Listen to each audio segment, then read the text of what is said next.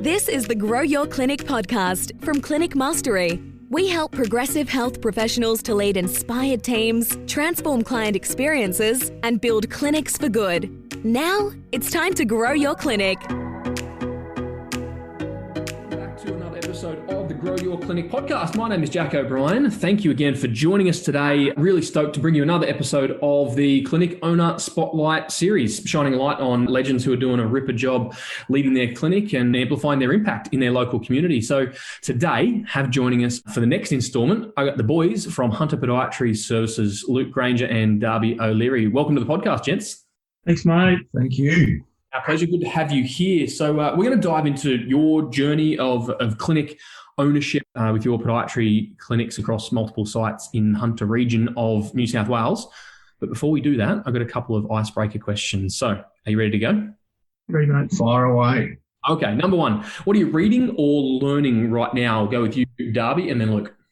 I'm reading at the minute a book called The Happiest Man on Earth by Eddie Jaku, and it's a great story of adversity and positivity throughout that adversity. And yeah, I've been loving listening to his story. I've actually been listening to it on audiobook, so his voice is very calming and soothing. And yeah, it's been a good listen. I definitely recommend it. Nice. Luke? I'm reading The 7 Habits of Highly Effective People by Stephen Covey.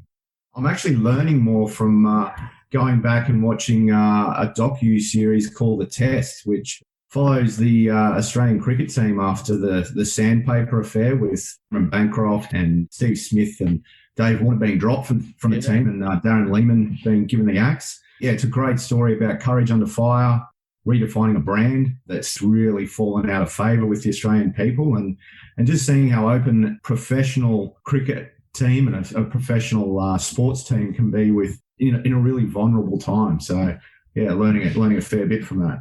I've watched it and I agree. I absolutely love it. It's just kind of goosebumps and tears and jumping around cheering all at once. It's phenomenal. Massive highs, massive lows, and there's nowhere to hide. Your performance is, you can't hide behind the fact that you're out in the middle in front of, an audience of millions around the world. You either win or you lose. Yeah. That's awesome. Thank you. Number two, who inspires you? I'll go first. A few people inspire me. Luke definitely inspires me from a leadership point of view, and he's a big family man, and that's definitely what I look up to Luke for. Shane, who we work with at Clinic Mastery, he inspires me to work hard. He definitely keeps Luke and I accountable week in, week out, but he's also an awesome communicator, and I definitely think that's something I could be better at every day, and I definitely practice it every day. My mate Mossy that I live with, he inspires me in ways. He's one of those guys that just lives every day like it's his last and really enjoys the simple things in life, and reminds me to sort of take a step back and smell the roses in a way. My old man, he definitely inspires me the most. People that know my dad, he's a not your typical dominant, firm male figure. He's definitely a big softy, and everybody that knows my dad loves him and has good things to say about him. I know over the past couple of years I've sort of beaten myself up a couple of times about being a bit soft and a bit of an emotional guy, but at the end of the day, we're working with people who have feelings and different needs, and I think being considerate and caring and kind, like what he's instilled in me, they're definitely really good lessons, and I'm really look to him for inspiration for sure. Love that, mate. Thank you. Luke? Mine's a bit of a cliche one, I guess. My life changed immensely when I had my children. I've got 3 young girls and another child on the way. And yeah, just the lessons through their eyes, I guess. Seeing them grow and seeing them take on, the things that as adults we look at and think, oh, this is a little bit nerve-wracking or, a little bit anxiety-inducing. You watch your children sort of take on some of these things, like walking into a room full of kids, and they don't care. They don't get nervous. They don't worry about what they look like or worry about what they sound like. They're just in and having a great time. I think the more time I can spend around them, learning from them and learning through their eyes, better person I think I've become. So good. Luke, I'll keep on with you. What did you want to be growing up? Mate, I wanted to be a policeman. Yeah, I think from an early age I wanted to help people. The big one as a child is either a policeman, fireman, or maybe a doctor. But yeah, I really had a desire to become a police person. So did work experience with the water police in Brisbane for 2 weeks, I think, and decided pretty quickly that I didn't want to do that. He's secretly a Water Rats fan from way back in the day. So that's exactly what I want to mention that. And what about you, Dubs? So when I was growing up, I've always loved fishing, and it's definitely could have been a potential profession for me. It's something that I love doing every day, and it keeps me sane. But I'm happy I didn't, because most of those passion project jobs, they become just another day in the office, and I'm happy that I've kept those two separate. Not that I'm anything fantastic when it comes to my fishing and had the potential, but it's always something that I would have liked to have done. While we're on it, what's the best story? Biggest fish, most prize? Fishing story, mate. Don't get me started. Myself and my mate Mossy that I was talking about before, I live with, he and I, we do all our fishing, and my brother and Connor, he was with us as well up at Point Plummer Place in our tinny, and we hooked a 100 kilo marlin in our tinny, and mate, there was a lot of profanity and a lot of pushing and shoving and yelling and screaming, but something I'll never forget. The thing came out of the water next to the boat, and it was a metre around it. It was huge, so loved it. Especially in the small boat, we're getting some funny looks out there. The big boats come past us. So. Oh, so good. All right, well, let's dive into the journey then. I might start with you, Luke, from the young Water Rats fan through to cutting toenails. Paint the picture for us. How did podiatry come to be for you? Yeah, mate, I think coming from that sort of background of wanting to help people, I finished up school and I didn't have much of an idea after I canned the policing sort of journey. I didn't know what to do. I spoke to a careers advisor or a counsellor, and they sort of said, you enjoy sport, you enjoy being outside. How about you consider being a PE teacher? So I thought that sounded pretty good. Maybe 2 months holiday a year or something. Decided to jump into PE teaching and did that for a bit. And when it came time to actually teaching kids, I wasn't ready. I didn't want to do it. I was a young graduate, I guess. I was only 18 and expected to go in and teach other 18-year-olds, and wasn't keen. I enjoyed all the health side from that, and I decided that I wanted to do something in the health field. So I looked at dental, I looked at optometry, I looked at podiatry. I wanted to focus my interest at a certain part of the body, and decided on podiatry. Went and had a look at their clinic up at QUT in Brisbane, and it was pretty inspired by some of the actual students there and some of the teaching staff, and signed up and never looked back. Yeah, nice. And so how did you come to be a clinic owner then? I always wanted the flexibility of owning a clinic. I think having time flexibility, having the ability to direct the journey or the place that sort of clinic was going was important to me.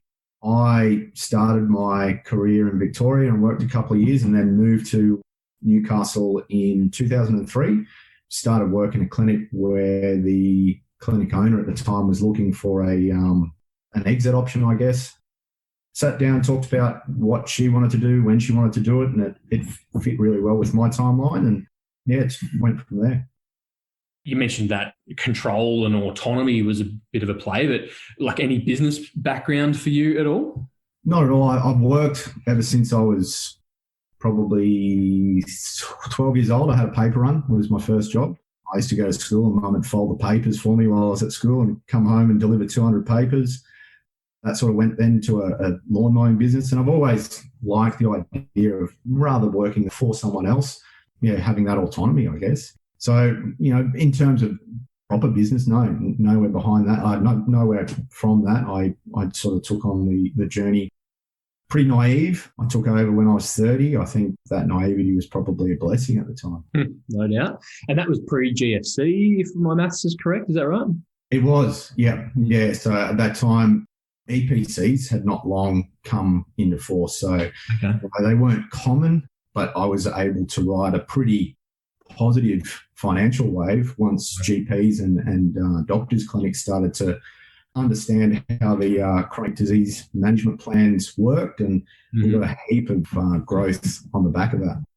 So you've ridden a few waves through Medicare and electronic notes and all the robotic device scanners, etc. Exactly. Yeah. Nice. And Darby, how do you fit into this picture? What was your journey into podiatry and then to being a co-owner of Hunter Podiatry?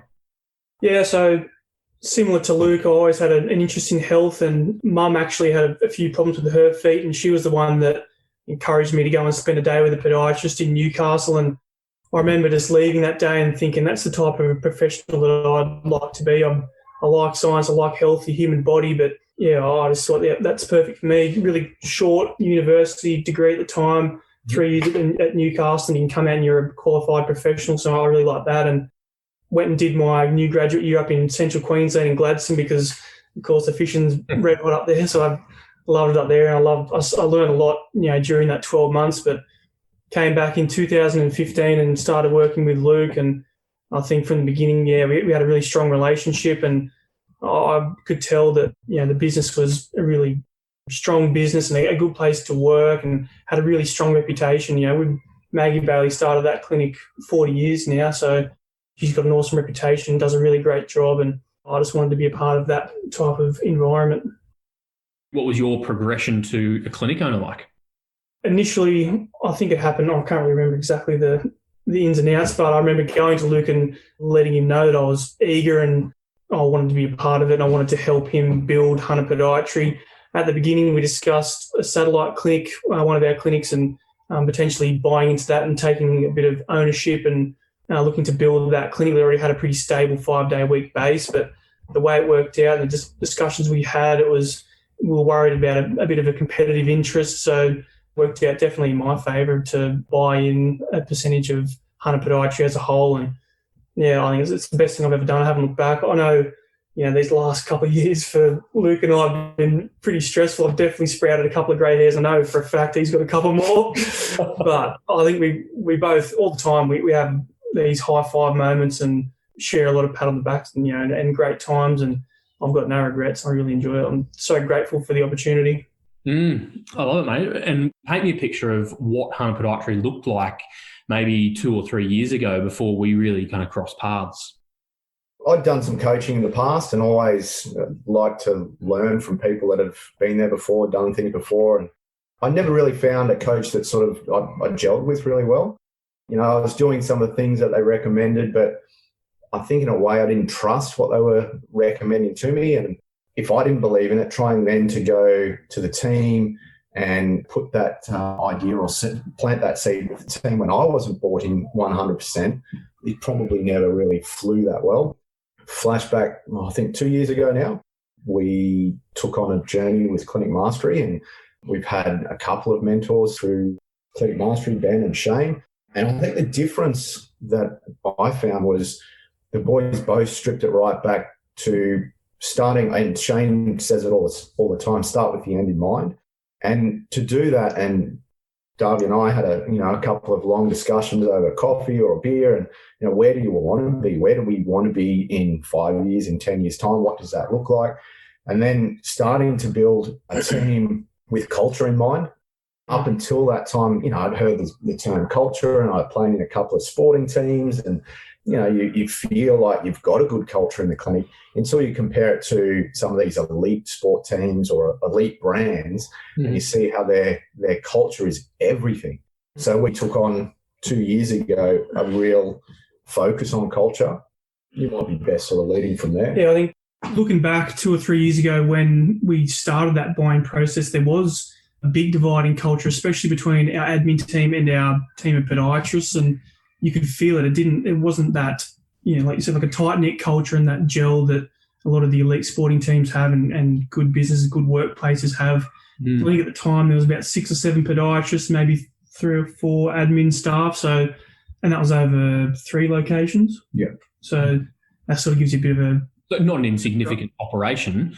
Yeah, there was a bit of momentum there, but it sounds like it was kind of just chugging through the motions. It wasn't that high performance kind of environment that you wanted it to be. And if I recall correctly, there were a few technology opportunities to implement. It was kind of primed, but not charging on all cylinders. Yeah. Is that fair? Yeah, it was, we had paper notes. We had, really archaic practice management software. And the thing is, it was the business that it was on the back of that. And, at that point, there was huge room for improvement. And I suppose coming into Clinic Mastery, reorganising our diaries to have the extra time through the week to do that, having the two of us pushing in the same direction to share that load is easily the only reason we've been able to do it. So. And I think the fear as well, the fear of having an operation that okay, I've got this successful operation, it's running well, it's a big ship to steer in a different direction, and a big ship to steer in an unknown direction. If I start steering it the wrong way, are we, the fear of failure, the risk. fear of going backwards or losing team members or not being as financially sustainable. But having a team or a pair to be able to share some of those fears and share that load definitely has helped me make some of those harder decisions.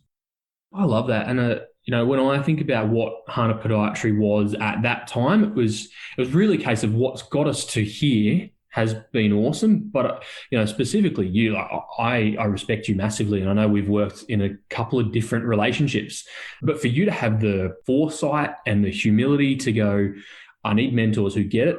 I could do with a business partner who can share the load. I'm going to make some of the tough calls and go, this is how we're going to go. We're going to build culture. We're going to build tech. We're going to go multi-site. That's pretty gutsy, mate. Talk us through some of those fears or emotions, or how did you deal with that a couple of years ago? I think the big thing is, Darby said, I had a lot of respect for the previous owner, Maggie, and for a lot of time I really felt that, not that I was in a shadow, but I didn't want to let her down. Like, she'd built this clinic over a long period of time. She had a really, really big reputation amongst health professionals, amongst other people in a semi-rural town. And I had big boots to fill. Sure. And I guess as I went on, I started to get more confidence in my own leadership. I think in the very early stages, I didn't have a lot of confidence in my own leadership. I sort of looked at things and thought, I think I'm doing it right. I'm getting the results. But as sort of time went on and things were starting to grow and things were going in the right direction, I got more confidence with that leadership. And I think having children, and in a lot of ways, I try and treat my team in the same way that I treat my family at home. And I got some of those lessons in parenting and treating my own family, and the time that you put in with your family and your children seeds those fruits. So I think I looked at it as very much a journey and growth in myself and confidence in myself. And as that started to grow, I think I became a little bit more comfortable with making some of those decisions because I had confidence in myself. As I look at your journey, you made the right decisions at the right time. Yeah, you kind of got a bit of momentum. We chipped away. It was first things first, and built line upon line, kind of precepts upon precepts. So fast forward, paint us a picture of Hunter Podiatry now. What does the team look like? Locations, consults, the ball's in your court. Talk to us about what Hunter Podiatry is now. So at the minute, we're just about to open our 5th location up at Singleton with a group of physios up there, and we've got really big hopes for that and really excited to get that going into the new year. We've just hired our 13th podiatrist. So 2 of them start in the new year. Gabby, she's had a year experience, and another guy, Luke, is a new graduate, and we're really excited to get him working up with you guys at the terrace. I think, big snapshot, we've got employees of all walks of life, older ladies, younger blokes, new graduates, young ladies, and I think that's what gives us our strength, is our variety. And with patients especially, not everybody wants to see the same podiatrist. A lot of people have different things in mind when it comes to their optimum type of care. So we're lucky that we can provide you a nice big variety of care.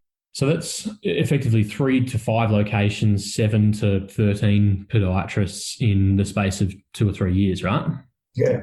Talk to me about your roles. So were you on the tools 100% back then? What does a week in the life of Luke look like now? Yeah, back then when I took over, I was on the tools 5 days a week.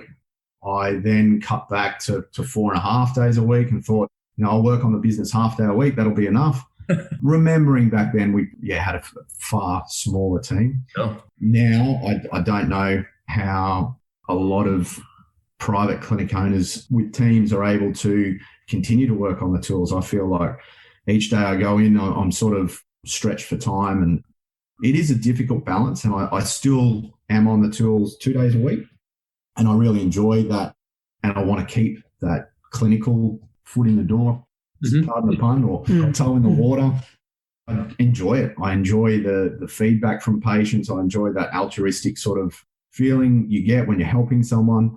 Darby and I have a day together where we're strategizing, working on the business on Tuesdays. Wednesdays, we're generally working within the team. Thursdays, Darby's working with the team. And then Fridays, I do some work from home. It's pretty easy day for me on Fridays. I try and spend some family time. It's awesome, mate. Likewise. And so like you mentioned at the top, culture's been a huge play for you, and sounds like there's a reasonable amount of time spent with the team. Like, what are some of those practicals? Are we doing all-in stuff, one-on-ones? Does that excite you? Talk us through the culture stuff. Yeah, we did our first team culture day last year with Shane, and that was awesome. It was something that we'll definitely be looking to do again. We got a heap out of that.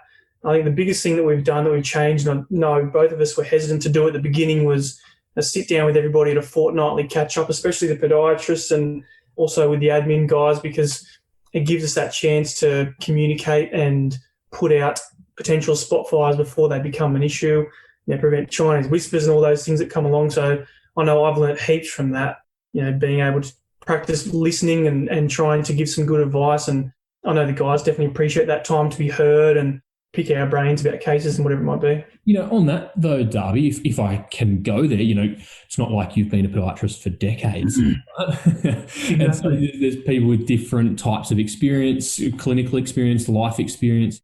How do you go navigating those conversations, kind of being somewhere in the middle of the age spread? I know, it's an interesting one, and it's a good point. I don't know everything. There's no doubt in that in my mind at all, but like I sort of touched on before, my dad being a good listener and a really courteous, caring sort of person, I think that's been my angle. And most of the time, when I know Mike Risk said this a while in a Facebook video, he used to ask his staff when they'd come all fired up with some issue, do you want a solution from me, or do you just want to be, do you want me to listen and do you want to be heard? And the majority of the time, people just want to blow off a bit of steam and want to be heard and know that you care and know that you'll do your best to help them out. And I suppose, quite simply, that's been the majority of my role. I'm pretty, similar to Luke. I really enjoy the clinical side of podiatry, and I've always been a bit of a nerd for it. So I back myself to know a bit about what I'm talking about. But like I said, I don't know everything. I more just, it is a good chance for the podiatrists, the admin guys, to be heard, know that we care about them, we genuinely want to do the right thing by them and look after them. And having that in the diary structured week in, week out, even when you don't feel like doing it, has been the best thing that we've ever done. Mm. And Luke, what are some of the other things we could talk about recruitment and trying to find 6+ podiatrists in a couple of years. You've got to find patients to fill those podiatrists. What are some of the tangible things that you guys have implemented in your clinic over the last couple of years to facilitate growth?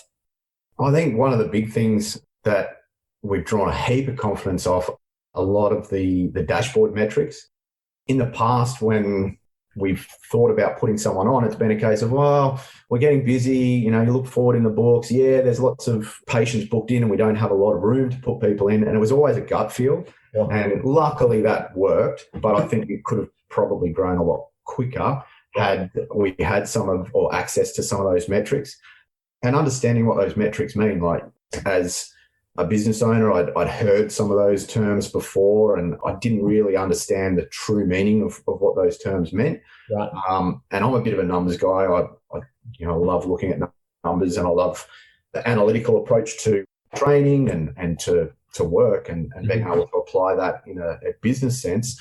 I find that really rewarding because you can't hide. Numbers don't lie. So that's probably been one of the biggest ones.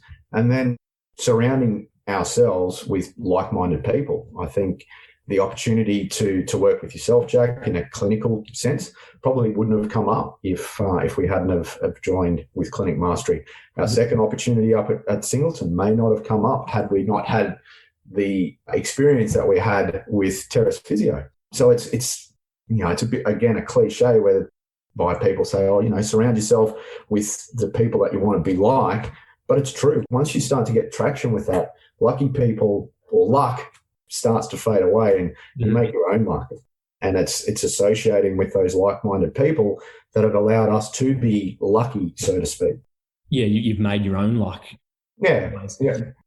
Yeah, I mean, that growth curve is remarkable, but I think clinic owners will take a lot of solace from the fact that, you're at a place that's most clinic owners could relate to, like a level of success, a level of momentum. And, if something didn't change, nothing was going to change. And so you've changed a whole lot. Let's look back to the leadership thread, and between you two gentlemen, there's a subtle generational gap difference there. Luke, I'll throw to you. Like when a young whippersnapper says, "Oh, I'd love to be a part of this growth," Me, coach. how did you respond, and then how do you facilitate that in a way? Like how do you deal with that? Yeah, it's having the right people and holding on to the right people in your life, whether that be business sense, whether that be, in a social sense. And I think from a very early time, we clicked. The mutual respect that we have for each other, we can talk. And like Darby said before, he's a really good listener. Having someone that can listen to, and I can be really open. And have candid conversations with him about fear. And most of the time it is about fears or worries. And he's really good at listening. And I think seeing some of those qualities early on made me believe that I had the right person in the right seat to be able to take that next step and take some of those risks and grow with myself. So I think, everyone's different. I found someone that I could work with and be open with, that I had great respect for, that I had great trust for as well. I think, like every relationship, most relationships are built on that mutual respect and trust. And if you can have that in a business sense, and you can work well together, like, we spend 40 to 50 hours a week together. Mm-hmm. If you can do that and have that openness where, call me out, tell me what I'm doing well, mm-hmm. Back that up with, give me some feedback.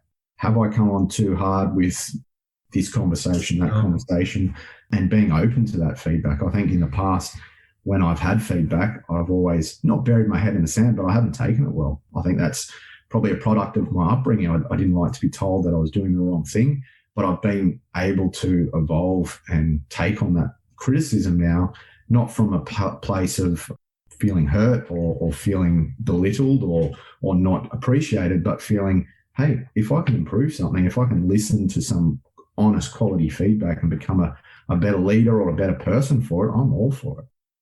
That's phenomenal. I love it. And Darby, those that have been around for a while often can, battle with those insecure kind of feelings or fear. For you on the other end, often younger folk struggle with that insignificance or, lack of experience. How do you manage that tension between having an older business partner and being the younger partner? Yeah, it's definitely a challenge that I've faced and I'll continue to face. And I'm working really hard to gain the respect of the people that I work with, both at work and around work. And I know it'll be a challenge for me. I know it was definitely a challenge for Luke, probably for yourself. But having someone like Luke to lean on and to learn from, having people like Shane to listen to and essentially emulate when he has those difficult conversations, and he gives me some ideas around that. It's been really helpful for me. It's definitely something I'm still working on day in, day out. No, it's such a great relationship. So, if you were, I might throw to you, Luke, like there's an older clinic owner that's around and's got some great young talent. What are some of the mindsets that you'd approach those conversations with? I think it has to be from a mindset, like I said before, of mutual respect.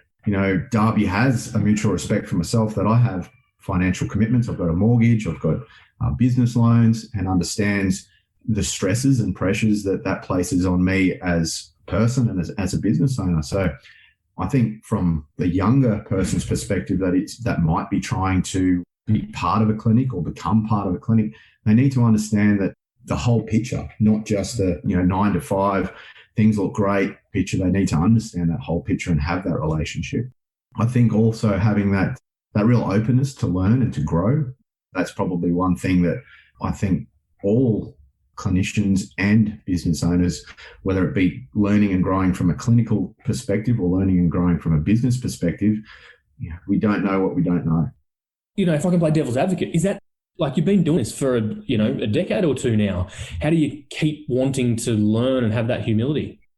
I think it is surrounding yourself with younger people too, mate. Like, right. It keeps me on my toes. Like, I want people to respect me. I don't want to be that, sort of old, stodgy clinic owner who has done things the same way for the last, 25 years because it works. I want to be doing it because it's the latest way to do it, and it's the best outcome for patients, and it's the best outcome for the team. So I think that being able to look in the mirror at yourself and say, am I doing it the best way? Could I be doing it better? I think it is hard, especially when you are pushed outside that comfort zone. But, it's wanting and seeing the results, wanting the results first, and then seeing the results that when you do push yourself outside that comfort zone and you do make yourself vulnerable, but then getting the reward from that, I think that's probably the biggest thing. What, there's certainly no self-interest necessarily here, but I'm curious, what role has CM played for you, Darby, in the last couple of years? Yeah, huge. Having that skeleton to then take and put our own little flavour on and put our spin on has been invaluable for us. Having spreadsheets, having documents, having Shane's listening ear has been the best thing for me. I know has been a huge help for Luke as well. Yeah, I look back and think of all the lessons I've learned, not just in a professional sense, but personally too, my relationships with my girlfriend, my relationships with my family, how I communicate with Luke, how I communicate with them, how I solve problems. Everything has been run through that filter, and I can't speak highly enough of it. And I think if I was to do anything again, I'd do it pretty similarly. Adding to that, I think the big standout for me over the last 2 years was that March, April scenario where I didn't expect Clinic Mastery to be running daily updates of, what's happening from all different types of industries, whether it be physio, whether it be podiatry, whether it be dietetics, speech pathology. It almost was like watching, a sports car, click it down a few gears and you fellas were in your element at that time. Got more information and more support and more confidence from that Clinic Mastery Slack channel group and the content that you guys were putting out than I did from my professional body and professional association. My accountant really stood up and I was able to ask him some of the right questions, again, directed from what I'd learned within that CM community. So I think it's one thing to, walk the walk, one thing to talk the talk, but when you actually see the pressure and things start to change, and then that talk turns into, we're walking the walk now, fellas. Jump on, we'll help you, we'll support you. That for me was wow. Especially from somebody like Shane, at the time he was suffering more than we were and more than most. And he never showed it once. There was always cheek and laughs and a bit of Mickey take, but it was great. And he just so inspirational. I love him. He's a legend. That's unreal. And so then as we land the plane, if Darby, I'll throw to you, if there's a young up-and-coming, energetic, aspirational clinician even listening to this or young clinic owner, what words of advice, what words of wisdom would you have for them? You definitely need to, like Luke said, surround yourself with people that look to get the best out of you. And if you want to follow a similar path to me, try and find a clinic that has those opportunities. It's something that we've worked really hard on over the last 12 months especially, is not just to provide a good business that we can benefit from, but trying to have that 10 times scalability where we can offer the right people, the right positions and the right opportunities to help us grow as a brand and create their own version of independence and flexibility and financial security. So I'd be, if I had to do it again and I'd start afresh, I'd be looking for somewhere like that I can see, potentially get to a point where I earn good money as a clinician, but I want to have that purpose and that growth and that opportunity from a business point of view as well. So. Love it. And Luke, like thinking your story, that a measure of success, but kind of feeling some roadblocks coming on. What's the wisdom for the clinic owners? I think the big thing is have confidence in yourself.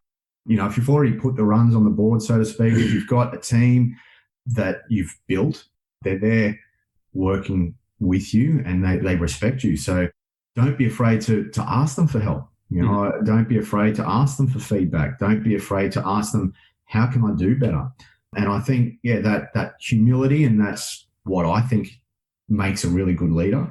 And I think, if you can be humble and if you can lean on your team to help you be a better person, I think that's one of the big ways of overcoming those hurdles and becoming the best clinic or the best version of the clinic that you want to be.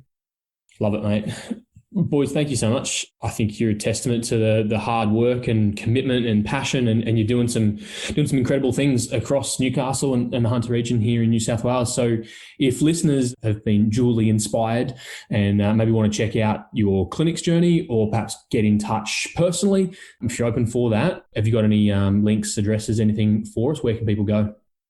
Social media is probably best place to catch us. Hunter Podiatry on Facebook, Hunter Podiatry on Instagram. We're both available on LinkedIn, Luke Grainger, Darby O'Leary, and then our website. We can always make contact with people there, www.hunterpodiatry.com.au. Super. And listeners, we'll make sure we link all that up in the show notes over at clinicmastery.com/podcast. As per usual, all of the links will be there and available to get in touch with the boys. But it's been an absolute pleasure working with you, doing business next to you, and having you on the podcast. So thanks very much for joining us, fellas. Thank you, mate. Thank you. And listeners, thank you for joining us for another episode of the Grow Your Clinic podcast. If you want to leave us a review rating on your podcast player of choice, please feel free to do so, or you can head over to clinicmastery.com/podcast for all the show notes. To get in touch, you can do the Assess Your Clinic scorecard test, or get in touch if you need help growing your clinic. We would love to have a conversation and see if that would be a good fit for all involved. Otherwise, thank you for joining us. Can't wait to bring you another episode again really soon. Bye for now.